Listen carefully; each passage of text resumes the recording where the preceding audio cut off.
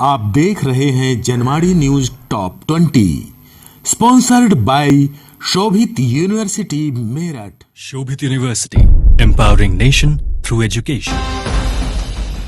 नमस्कार, स्वागत है आपका जनवाड़ी डिजिटल न्यूज की दुनिया में। मैं हूं आपके साथ अजीत आनंद। आइए नजर डालते हैं दिन भर की खास खबरों पर। यूपी बोर्ड ने कक्षा 10वीं का परिणाम किया घोषित।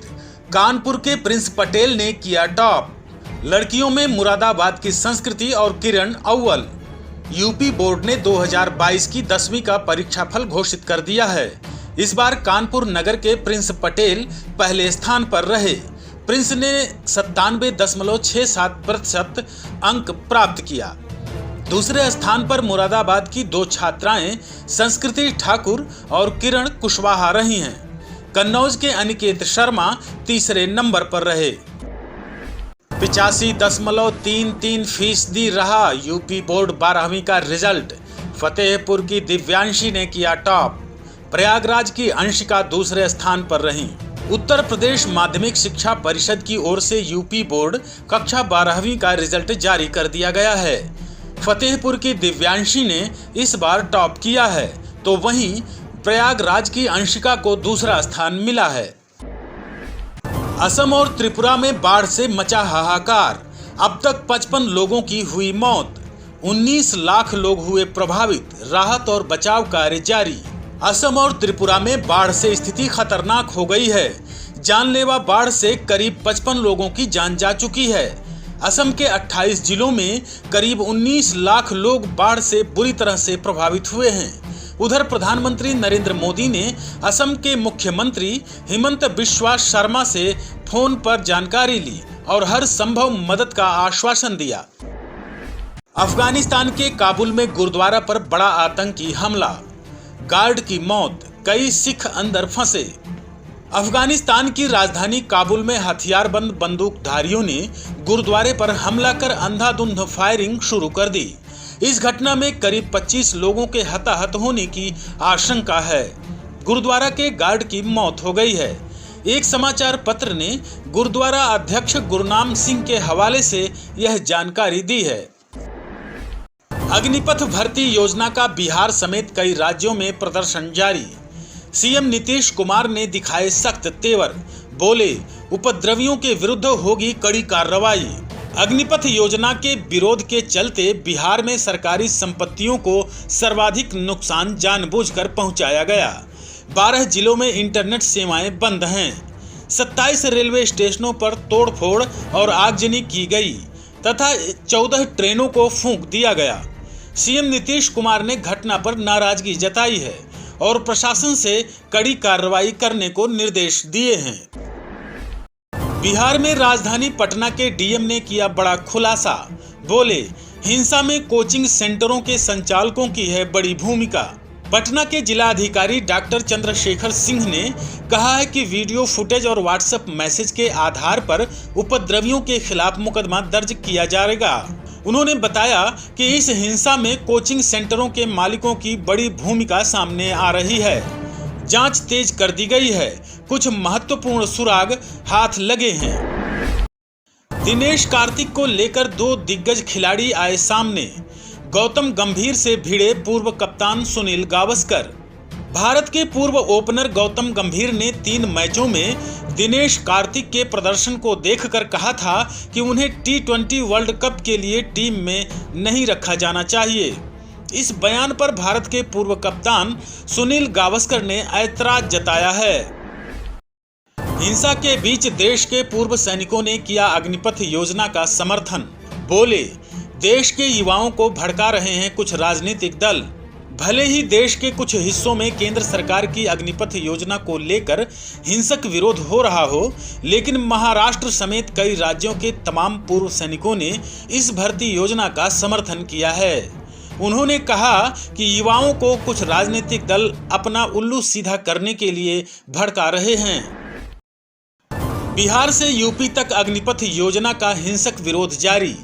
उपद्रवियों ने बिहार के मसौढ़ी में रेलवे स्टेशन फूंकी। यूपी के जौनपुर में बस में लगाई आग। बिहार से लेकर यूपी तक अग्निपथ योजना के खिलाफ उपद्रवियों का हिंसक आतंक जारी है। उपद्रवियों ने बिहार के मसौढ़ी में तारेगना स्टेशन में आगजनी की और जीआरपी के जवानों को बंधक भी बना लिया। उधर यूपी के जौनपुर में भी उपद्रवियों ने रोडवेज बस को आग में झोंक दिया। राहुल गांधी ने किया केंद्र सरकार पर बड़ा हमला, बोले कृषि कानूनों की तरह माफी वीर बनकर पीएम मोदी को माननी होगी युवाओं की बात। राहुल गांधी ने अग्निपथ योजना पर ट्वीट कर कहा है कि 8 सालों से लगातार भाजपा सरकार ने जय जवान जय किसान के मूल्यों का अपमान किया है। मैंने पहले भी कहा था कि प्रधानमंत्री जी को काले कृषि कानून वापस लेने पड़ेंगे। ठीक उसी तरह उन्हें माफी वीर बनकर देश के युवाओं की बात माननी पड़ेगी और अग्निपथ को वापस लेना ही पड़ेगा। आप देख रहे हैं Janwadi news top 20, sponsored by Shobhit university Meerut. Shobhit University, empowering nation through education. यात्रीगण कृपया ध्यान दें, रेलवे ने 700 से ज्यादा ट्रेनों को किया रद्द, कई ट्रेनों के बदले गए रूट्स। इंडियन रेलवे की ऑफिशियल वेबसाइट के मुताबिक आज यानी 18 जून को 719 ट्रेनों को रद्द करने का फैसला लिया गया है, जबकि 10 ट्रेनों के रूट्स में भी बदलाव किए गए हैं और 26 ट्रेनों को रीशेड्यूल भी किया गया है। बिजनौर जिले में विद्युत चोरी रोकने गए अफसरों पर जानलेवा हमला, आरोपी ग्रामीणों ने फावड़े से किया घातक हमला, 3 अधिकारी घायल, अस्पताल में भर्ती। बिजनौर जिले में शनिवार की सुबह बिजली विभाग की टीम खरकजीतपुर गांव में बिजली चोरी की शिकायत पर छापेमारी करने पहुंची थी। छापेमारी के दौरान मकान मालिक ने टीम पर फावड़े से हमला कर दिया। इस हमले में ईई अनिल कुमार, एसडीओ द्वितीय सचिन कुमार और जेई घायल हो गए। घायलों को अस्पताल में भर्ती कराया गया है। उधर एक आरोपी को पुलिस ने दबोच लिया है। बिजनौर के बिजली विभाग के एक्शन श्री अनिल पांडे जी अपने बिजली विभाग के स्टाफ के साथ गए थे भोर में लगभग 4:30 बजे के आसपास बिदरकुटी के खरक गांव में, जहां पर अवैध कटिया लगा हुआ था। वहां पर कार्रवाई के दौरान वाद विवाद हुआ, घर के लोगों ने हमला कर दिया, गंभीर चोटें आई, मेडिकल परीक्षण हुआ, डॉक्टर ने बताया कि स्थिति सामान्य है, सब कुछ नॉर्मल है, खतरे से बाहर है। मुख्य अभियुक्त रोहित की गिरफ्तारी हो चुकी है, शेष अभियुक्त की गिरफ्तारी हो जाएगी।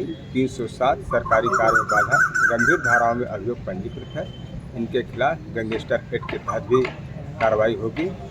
बिजली विभाग के प्रति जो इन्होंने हमला किया है, सख्त से सख्त कार्रवाई होगी और एक नजीर के रूप में प्रस्तुत होगा।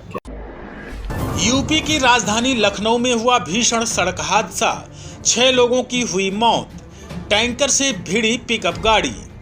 यूपी की राजधानी लखनऊ में बंथरा के पास बनी मोहन मार्ग पर देर रात्रि में पिकअप और टैंकर आपस में टकरा गए। इस हादसे में 6 लोगों की मौत हो गई, जबकि 6 लोग गंभीर रूप से घायल हो गए हैं। पुलिस ने घायलों को अस्पताल में भर्ती करा दिया है।